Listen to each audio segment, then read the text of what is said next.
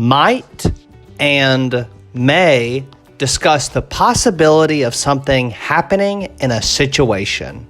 However, how they are used in a sentence can certainly vary. There are two ways we consider in using may or might. One is by looking at the tense, and the other is by defining the probability. Might is the past tense of may. When deciding which one of these to use, you can use the sentence tense to decide on may or might. For example, he might have called me after the game, but they got too busy. Since that sentence is in the past perfect tense, might was the choice to make. Notice how the sentence has the word have as well as in might have. That's a good indication of the past perfect tense. You know, that's a really good point, Aya. Now, here's how may is used in the present tense. He may call after the game. Obviously, the sentence is in the present tense, so we have to use may.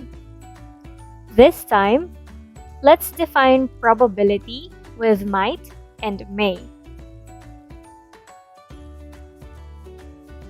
Do you know how probable it is that you are going to actually go to the football game?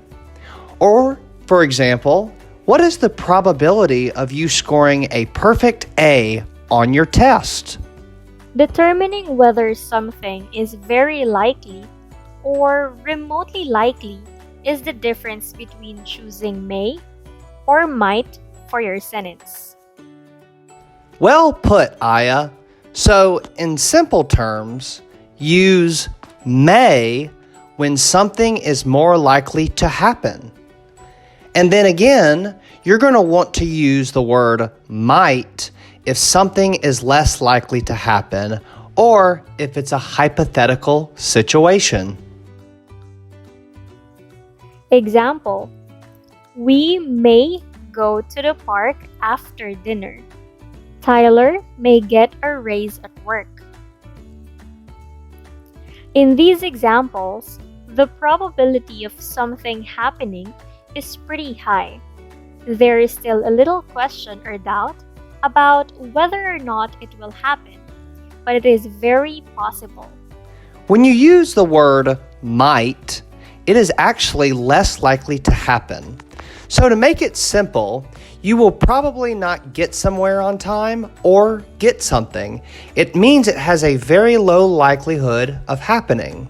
For example, you might make it on time, but you'll have to hurry. Here, you can see the probability of something happening is really low. It could happen, but it's not likely.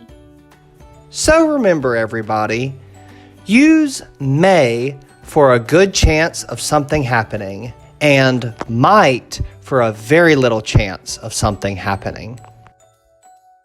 When it comes to the English language, using the right word can avoid confusion and provide clarity. That makes perfect sense, Aya. May and might may seem simple enough, but the two have some very subtle differences. Well, we hope you all learned a lot today. Thank you and see you next time.